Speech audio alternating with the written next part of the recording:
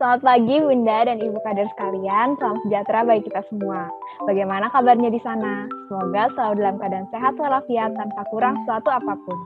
Perkenalkan, kami dari tim KKN Universitas Gadjah Mada. Ada saya sendiri, Jessica Hansen, dan ditemani oleh dua teman saya, yaitu Atika Dian dan Benedikta Vanessa.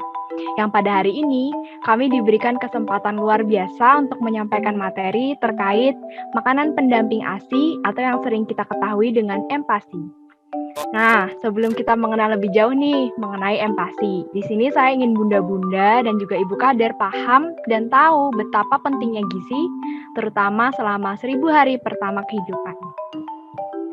Lanjut. Apa sih sebenarnya yang dimaksud dengan 1000 hari pertama kehidupan atau disingkat 1000 HPK? Ini adalah fase yang terhitung sejak anak dalam masa kandungan hingga berusia 2 tahun. Di mana di sini pertumbuhan dan perkembangan si kecil terjadi dengan sangat cepat. Oleh karena itu, 1000 HPK sering juga disebut dengan periode emas anak. Next. Disinilah gizi memegang peranan yang penting. Dengan pemberian makanan dan nutrisi yang tepat, dapat membantu si kecil untuk dapat mencapai pertumbuhan dan perkembangan yang optimal.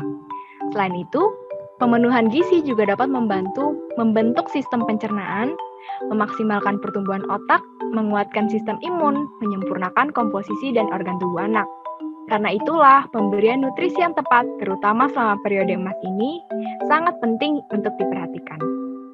Kemudian untuk slide selanjutnya terkait pola pemberian makan bayi akan dijelaskan oleh teman saya yaitu Atika. Silakan Tika.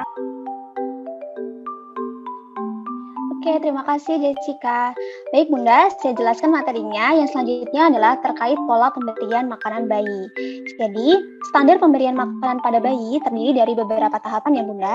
Bisa dilihat pada PPT, di sini ada 3 tahap. Yang pertama adalah IMD atau merupakan singkatan dari inisiasi menyusu dini, di mana dilakukan segera setelah persalinan atau setelah melahirkan, yang dilakukan dari bayi dan ibunya skin to skin atau kontak secara langsung minimal selama 1 jam.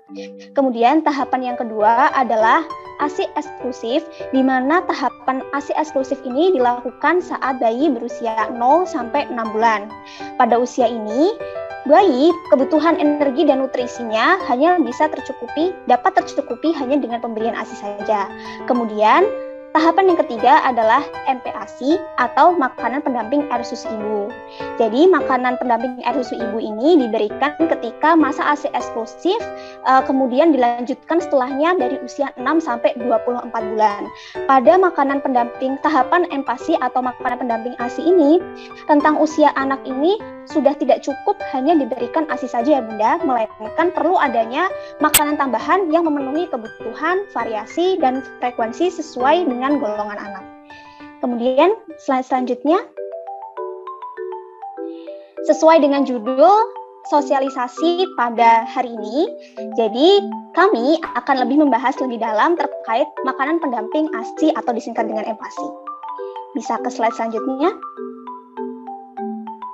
Definisi empasi, di mana makanan pendamping air susu ibu ini didefinisikan oleh Departemen Kesehatan Republik Indonesia sebagai makanan atau minuman dengan kandungan gizi yang tepat diberikan pada bayi atau anak dengan usia 6-24 bulan untuk memenuhi kebutuhan gizi selain ASI.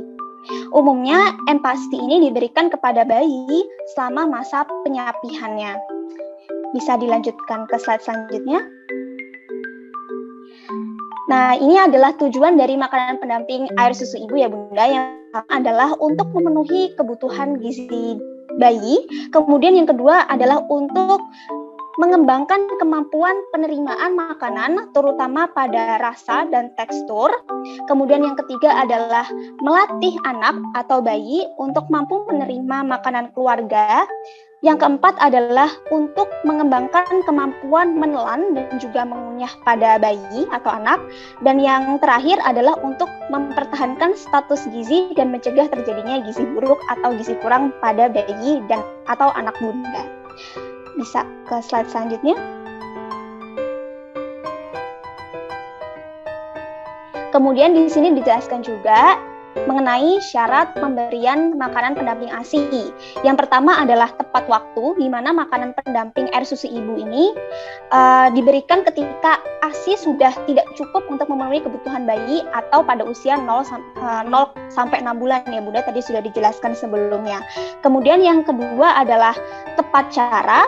Yang ketiga adalah adekuat, di mana pemberian MPASI ini tentu disesuaikan dengan kebutuhan energi, protein, dan juga mikronutrien anak atau vitamin dan mineral anak.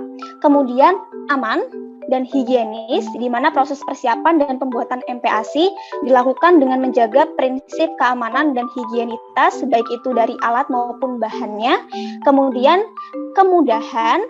Ketujuh adalah responsif, di mana pemberian MPASI secara konsisten menyesuaikan kondisi lapar dan kenyang dari anak. Kemudian syarat yang terakhir adalah kesesuaian nilai. Ya, bisa di next. Nah, lalu kapan kita tahu kalau si kecil sudah siap menerima MPASI? Ada beberapa tanda yang bisa Bunda amati. Misalnya si kecil sudah mampu mempertahankan kepalanya tegak tanpa disangga, lalu refleks menjulurkan lidah sudah berkurang, serta si kecil menunjukkan keinginan makan dengan membuka mulut dan mencondongkan tubuh ke depan. Bisa di next. Dalam pemberian MPASI bagi si kecil, sebaiknya diberikan secara bertahap ya Bun. Dimulai dari tekstur yang lembut dan porsi yang kecil, kemudian ditingkatkan bertahap sampai si kecil mampu mengonsumsi makanan dengan tekstur yang mirip makanan anggota keluarga yang lain. Pada awal pengenalan MPASI di usia 6 bulan, tekstur makanan yang diberikan masih sangat lembut dan konsistensi menyerupai ASI. Frekuensi pemberiannya juga cukup 2-3 kali sehari dengan porsi 2-3 sendok makan setiap kali makan. Nah, ketika memasuki usia 7-8 bulan, tekstur makanan bisa mulai ditingkatkan menjadi makanan tim saring. Porsinya juga mulai ditingkatkan bertahap dari 2-3 sendok makan menjadi 125 ml atau setengah mangkok ukuran 250 ml dengan frekuensi pemberian masih 2-3 kali sehari. Memasuki usia 9-11 bulan, tekstur makanan ditingkatkan kembali menjadi makanan yang dicincang halus atau kasar tanpa disaring. Bunda juga dapat memberikan finger foods atau makanan yang bisa digenggam oleh si kecil sebagai makanan selingan untuk merangsang gerakan motoriknya. Nah, untuk porsinya bisa ditingkatkan lagi menjadi 125 hingga 200 ml dengan frekuensi makan utama 3-4 kali sehari dan makanan selingan 1-2 kali per hari. Ketika si kecil sudah menginjak usia 12 bulan, nah ini saatnya untuk memberikan makanan dengan tekstur yang mirip dengan makanan keluarga. Porsinya bisa diberikan sekitar 200-250 ml dengan frekuensi masih sama, yaitu 3-4 kali makan utama dan 1-2 kali makanan selingan. Bisa di next. Nah, Bunda juga mungkin bertanya-tanya apa saja sih makanan yang boleh kita berikan kepada bayi? Untuk makanan pokok, Bunda bisa memberikan nasi, kentang, atau ubi. Kemudian untuk lauknya bisa menggunakan protein hewani, misal telur, ayam, ikan, dan daging lainnya. Ataupun menggunakan protein nabati seperti tahu, tempe, dan kacang-kacangan lainnya. Tapi untuk sumber protein ini harus dipastikan benar-benar dalam kondisi matang dan diperhatikan juga bila si kecil ada tanda-tanda alergi setelah mengonsumsi makanan tersebut. Untuk sayuran, Bunda bisa memberikan berbagai jenis sayuran, tapi hindari yang terlalu keras dan mengandung gas. Contoh sayuran yang sebaiknya tidak diberikan untuk bayi adalah kacang panjang dan kol. Lalu untuk selingan, Bunda bisa memberikan berbagai macam buah-buahan dan makanan ringan seperti puding. Next. Nah, Bunda, yuk berikan si kecil nutrisi yang tepat sesuai usianya agar dapat tumbuh dan berkembang secara optimal.